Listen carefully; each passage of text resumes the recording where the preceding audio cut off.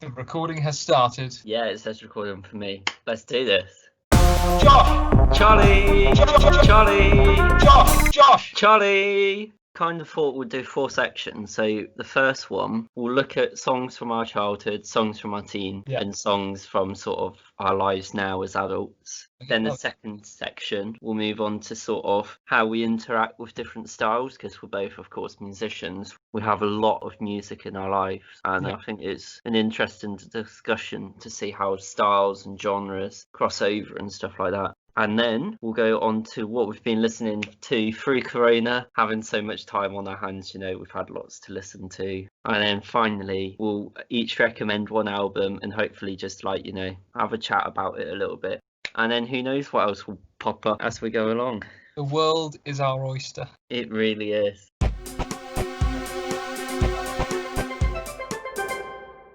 So, I've chosen 3 tracks that I still really like. I remember at the time of listening to them, one being when I was young, teenager, and now I've kind of listened to them to death at the time. Yes. First Do you track, remember the days when we all had to listen to music on YouTube and you had to go to that special website where you could repeat one video? No, I don't actually. What was that? Really? You had to type in some extension on the web page so it would just replay the same song again and again. I don't know, but I do remember, on iTunes when you could only, before you buy the song, you could play a preview and it was 15 seconds or 10 seconds. And it was annoying with dance music because they would play right up until the drop and then they would stop. And it'd be like, just tease me, yeah. So my first track is Alicia Keys, Empire State of Mind. Do you know it? I don't think I do, actually. I remember I was obsessed with those music video channels on the TV. Yeah. And I used to watch them after school all the time. And this came on a lot and I loved the video for it.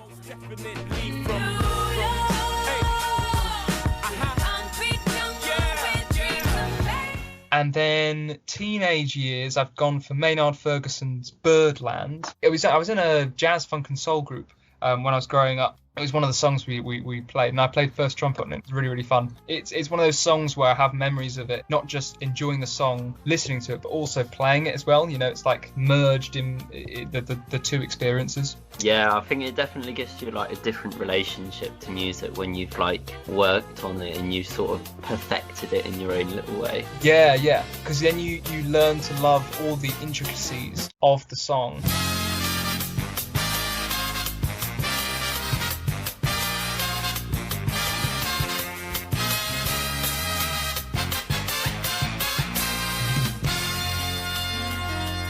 I think with lots of pieces as well, you could only hear a little passage in a certain way with certain people playing it. So, if you have someone really, really good and they're just playing superb line, better than it's ever been played before, you're like, wow, how have I never appreciated that little bit of it?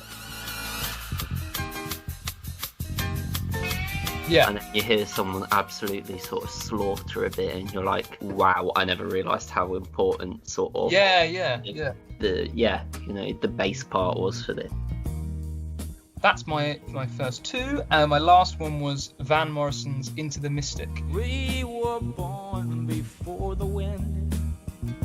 It was one my dad recommended to me a while back, and it didn't really mean much to me, but since coronavirus, it's become more relevant. It's to do with walking into the mystic, into the smoke, and kind of pushing forward, even though the current situation and the current struggle is kind of continuing, like a fog, kind of moving through and hoping for that to clear and you to reach your destination. Feel the sky. And then it's also a love song, and my girlfriend, she's in Leeds at the moment, and it's looking like we're not going to be able to see each other for quite a while. So it hits home, because also it's a love song about him and the person he's going out with, kind of moving forward. So those are my 3. For my childhood song, there was only one option that it could be, because it was absolutely the song of my childhood. It was my one true love, and that is Reach by S Club 7.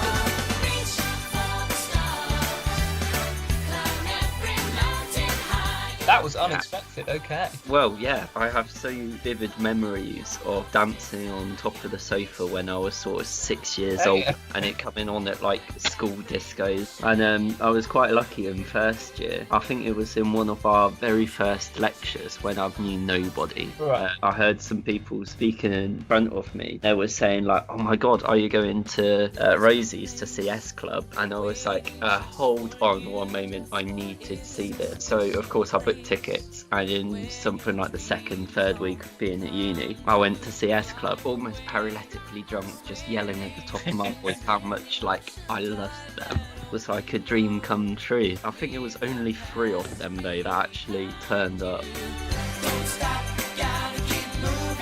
Unexpected choice there. Yes, a little. I was expecting Mozart 7th Symphony with... It was quite late that I got into classical actually, which is interesting because my teenage year one, I reckon that's going to be unexpected as well. I've gone for Changes by Black Sabbath.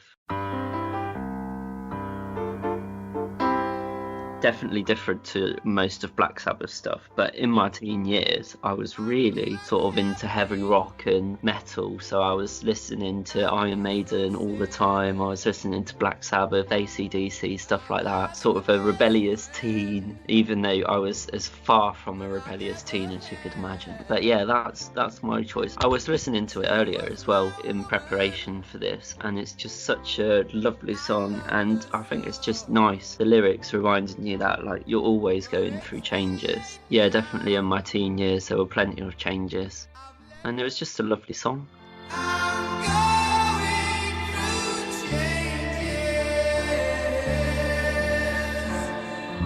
So that's my choice for my teen years.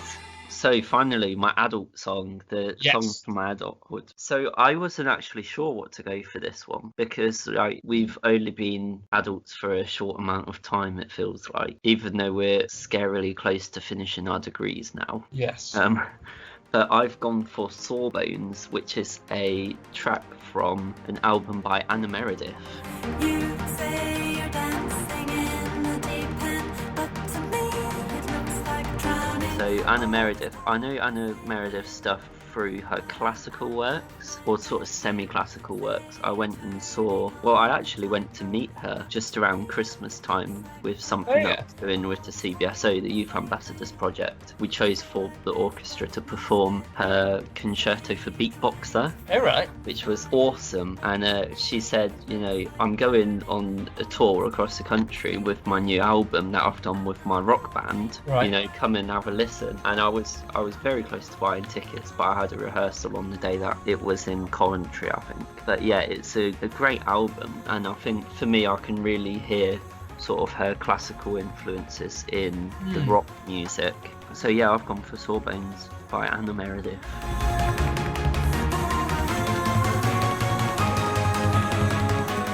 So were there any other contenders for you for your childhood, your teens, or your adult song? A lot of Black Eyed Peas I could have picked. I remember going through a stage where I was practically in love with the Black Eyed Peas because I went to see a cricket match and they were using all of their songs whenever someone got a 4 or a 6. They were like celebrating with Black Eyed Peas music. Yeah. So I got really into them for a while. But yeah, see, I really hate when they use music in sports games. I like, you know, when they do because I'm quite a big fan of rugby union, and I've been to a couple of rugby games where they'll score a try, and you've got already the natural sound of the crowd cheering and the guys on the pitch, you know, and that thing, but then they just have to put 500 miles, is that what it's called? Yeah, the Proclaimers. Yeah, and they'll play that every time, and I don't know, just sort of, it takes away from the actual moment, you know, because you can play that song anywhere, whereas the sounds that are coming from that stadium, from those players and from the crowd, that's unique to that moment. Yeah, kind of swamps it a bit, you know. So you said a Van Morrison song. Yes. And for my teens, I was tempted with a Van Morrison song as well. Yeah. Brown Eyed Girl. Oh, yeah. I think perhaps one of his most well-known. It's one of those tracks I knew him for that. Or I knew the track really well, and then I thought that's what all Van Morrison did, is just that song. And then when I started exploring his music a bit more, then I realized, oh no, he's done a lot more, you know. Yeah, he's got some good stuff. Yeah, it's the same with the Rolling Stones. I listened to I Can't Get No Satisfaction. I really like that track. And then I just left it. And then when I went back, you know, there's Wild Horses. There's loads of songs that I didn't realise was them, you know.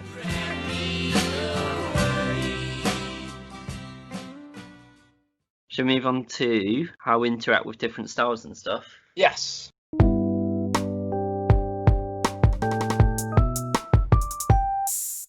The idea behind this one, when we were talking the other day, is sort of, we're both music students, so we study music, we play music, of course we listen to music in our own time, we go to see live music, and I know I have a favourite genre, and I know you have a different favourite genre. Yes. You know, it's interesting to see how those sort of interact with each other. So I will come out and admit that my favourite genre is classical by millions of miles. Yes, mine's dance music. Seems like the complete opposite to classical music, but as we were saying a while back, there's a lot of crossover between them. In that, especially when dance music started to become popular, and also when orchestras and things, they still wanted to be popular within a wide range of audience members and age groups.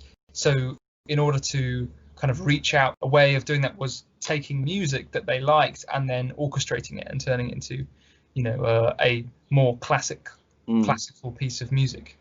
But interestingly, they haven't done it the other way around. I haven't heard many dance music artists who have taken classical pieces and done it with the same intention, in that they're trying to expand their audience. Because I think with like Tiesto's Adagio for Strings,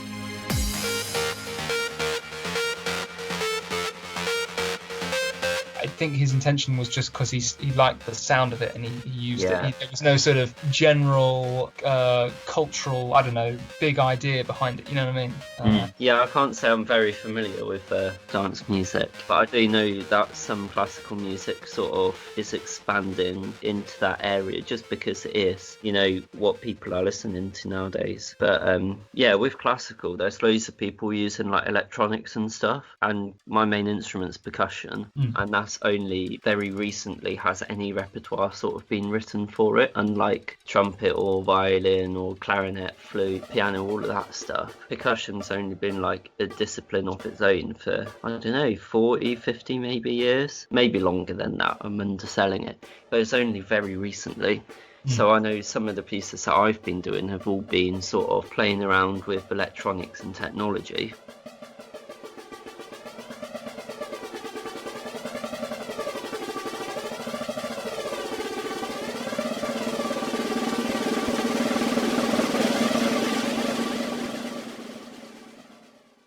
We're good, I think, to move on to what we've been listening to through Corona. Cool.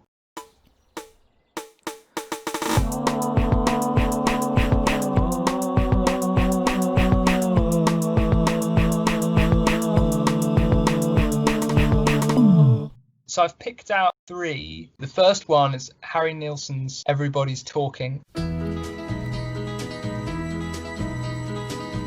And the reason I chose it is because it's from an episode of Futurama, which I've been obsessing over for the last couple of weeks. Pretty average scene, it's, you know, but it was a really beautiful piece of music. It's one of those moments in TV and movies when a particular song, I had it with Guardians of the Galaxy and moment, that just makes that scene so much more powerful because the lyrics work well with it and it's just got the right balance of tone. And now when I listen to the song, I can't take it away from the scene on the screen, you know. I'm going where the sun keeps shining through the pouring rain. So so that's my first. The second one I've gone for is Jacob Collier and Mahalia. It's called All I Need.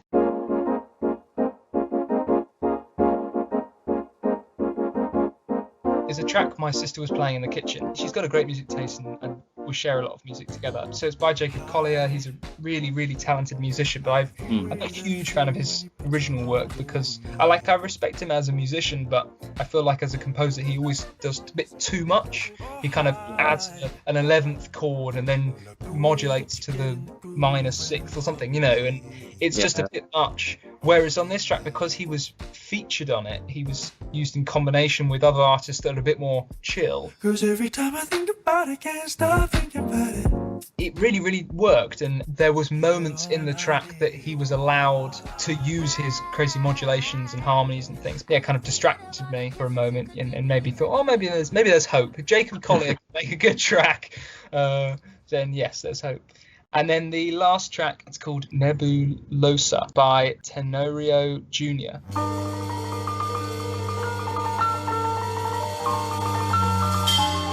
Basically a piano track. It's only just less than 2 minutes, and it's a really interesting composition because it starts out and it feels like a lo-fi recording of something like Clair de Lune or something like that, like a nocturne.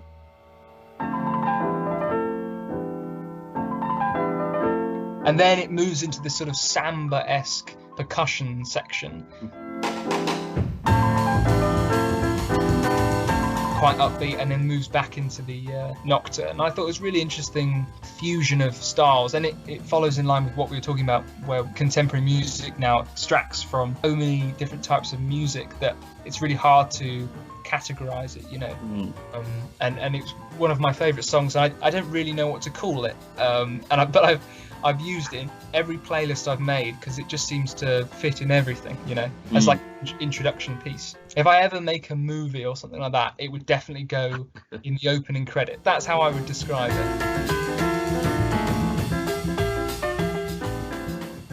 So yes, those are my 3. Wonderful. So through Corona, through lockdown, I've been spending like a lot of time just trying to listen to as many different areas of classical music and stuff like that I can. So sort of each week I've been having like a kind of area or a theme that I've been looking at, and that's been like I've done 1930s American avant-garde, and then sort of obscure Soviet music, and then some like very, very classical Haydn and Beethoven recommended to me from Dan Rossina. But also I've been listening to some music that reminds me of some like great parts in my life and great things that I've done, because being stuck indoors doing absolutely nothing makes you think like, oh, I wish I was doing this, or I wish I was doing that, or I wish I was, so I think the first song that I've picked is Send in the Clowns from Stephen Sondheim's A Little Night Music. Right. Because that is, so last summer in our summer festival of music at uni, we did perform the whole musical / operetta / whatever it's categorized as our summer opera, and that was one piece that I kind of knew before, and it just really, really sort of stayed with me as just a fantastically beautiful song. Isn't it bliss? Don't you approve? Yeah, it's just a fantastic song that reminds me of Summer Festival, where it was sort of 2 weeks of intense music making. So I'm clearly missing making music with other people again. Yeah. And then the second piece that I've chosen is, so I have this little I used to have this little 3-piece jazz ensemble thing, and it was me and then 2 70-plus-year-olds. Right. And we used to play in a little village called Stilton, which is where they make Stilton cheese. Oh, yeah. And whenever it got to summer, we would always have sort of plenty of weekends at this hotel where we'd just go outside and play for a couple of hours. And one song that always reminds me of that and always reminds me of summer, as it is summer at the moment, is I Got Rhythm by George Gershwin.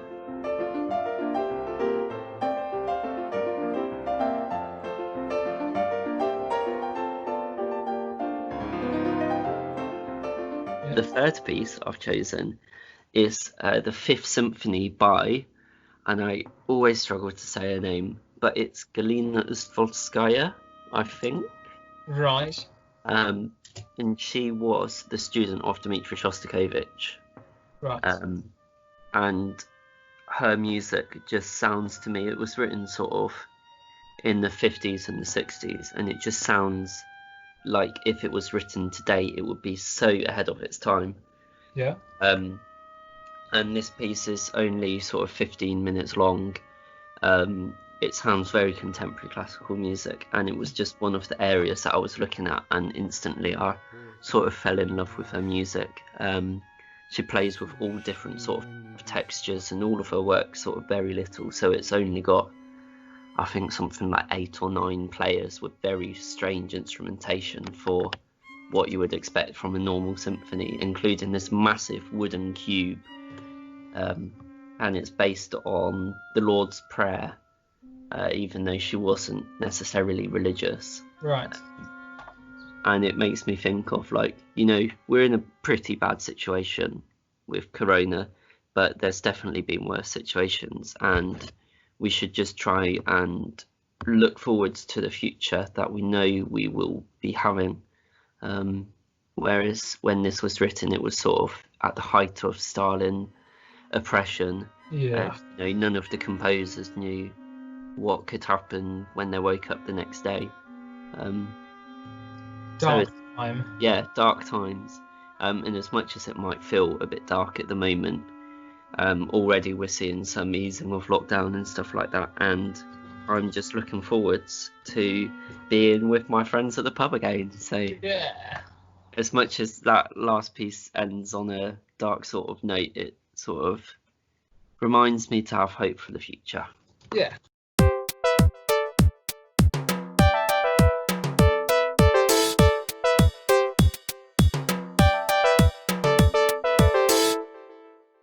So this last section is one album that we're recommending. So yeah, everyone's got a lot of spare time at the moment, and these are sort of albums that we think you might enjoy. So I'll chuck mine out there if that's all right. Yeah, go for it. So mine is an album called Room 29. I think it's Room 29. By Jarvis Cocker and Chili Gonzalez. Mm-hmm. So Jarvis Cocker, I believe, was in a band, maybe The Who. Let me just check really quickly. Jarvis Cocker, he rings a bell. Yeah. So Jarvis Cocker was frontman of Pulp. Right. So he sort of, it says on Wikipedia that he became the figurehead of British pop in the mid-1990s. But this album with Chili Gonzalez is it's based on a room in a hotel in Hollywood, I think. Mm-hmm. With the room being Room 29. The other side is cramped. The other side is lonely. It's one that I can't really put a genre on. Maybe it's classical, maybe it's, well, it's probably more classical than anything, but not typically classical. So yeah, give that a shot maybe. I'll give that a listen. I've gone for Ben Howard's Every Kingdom, which came out in 2011, and it's one of our family favourites. Oh yeah. So when we listen to back in the day when everyone listened to iPods and they had like their music and that's what they listened to on repeat, you know. Yeah. Before you could go on Spotify and have everything at your fingertips. So it was one of those albums that we always had on in the background. So I sort of know it inside and out. And it's interesting because each song I have kind of different memories with. So there's a track called The Wolves, which was used to accompany a BMXing video on YouTube, which kind of blew up and went viral. So whenever that's played, I think of that. But then another one, Keep Your Head Up. I remember they played it on Radio 1, and they used it at a music festival to kind of get everyone pumped up. And it's quite an interesting track because it's all acoustic, and it kind of hits home with me because I really like dance music. I like building up to something and then it drops. And it does that, but it doesn't do that through any effects or anything. It does it completely through just drums, guitar, and vocals, and cello. I think it does as well. But it's really interesting, like how effective he can create a build and a drop just through acoustic instruments, you know. Yeah. And then the last track of the album called Promise, I think it's called. I remember, so I went on this trip to Nepal, and when we were sleeping, we were camping each night, and it helped me sleep during the evenings because it's got this rainfall sound, and we were trekking during the rain season, so it was always chucking down with rain, and I remember, so I kind of used that to let me drift off because it's really relaxing and quite a long song as well, so it gives you time to kind of let it play out. And then I remember every time I listen to it now, I think of that trip because it has that same rainfall sound that it had on the trip, you know. Oh wow, yeah. Yeah, so it's a really fun experience listening through the album because it triggers so many different memories of different sections in my life, and it's when you said recommend an album, it's the first one I always go to, and yeah, it's the first one I always recommend to people because often they haven't listened to it. Because it's. Well, I know I'm gonna go and listen to it. Yes. We finish with this, yeah. Yes.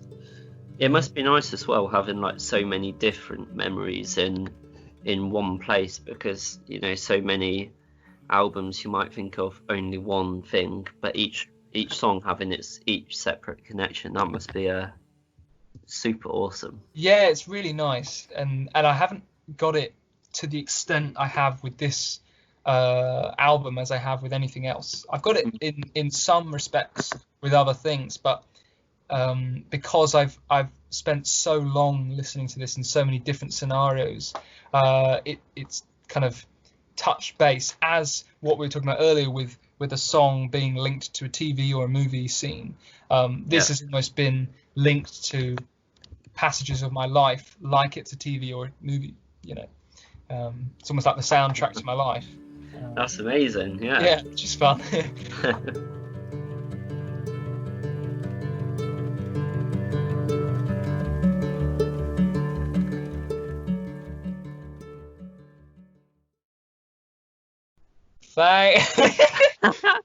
We're trying to record an outro, but we don't know what to do. So maybe the outro is just us saying we don't know how to record an outro. Yes, I think that's perfect. That's perfect. Yeah, let's do that. Thanks everyone. Thanks everyone. Yes. To do more of these. Yes, it'd be fun. Hopefully, we'll see. Yes, and hope you've enjoyed it. Hope it's been mildly entertaining during this winter time. Or maybe you're listening to this after it's coronavirus thing has happened. So yes, hope everything's good there. And hope everyone's well and healthy. And all of that jazz. And we've got some epic outro music, haven't we, Josh? Yes, that I will have made, and it will be playing awesomely. Yeah, so that should come on in 3, 2, 1. Outro music. Outro music. Yes. Outro music. Outro music. Outro music. Yes. This is the outro song. If you don't know, this is it. This is the song. I'm making the song. Woo! Hope you enjoyed the podcast. Lots more to come. Here we go now. Oh, not yet. I've used all percussion sounds I could find and put them all out of time. Cowbell. Got it all. Here we go. I'm going to fade out now. Hey.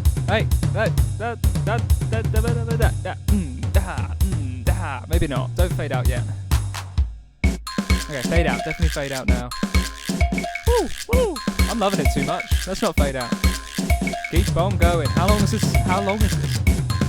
Maybe it's the same length as the podcast. Let's do it. Hey. 5 minutes. 4 minutes. 6 minutes. Who knows? Let's keep going. God, that Guerrero's repetitive. Okay, this is the last bit. God, it keeps going, doesn't it? When is it going to end? Come on. Okay, this is the end. Thanks for listening. Keep safe. Wash your hands. And everything's going to be fine. See ya!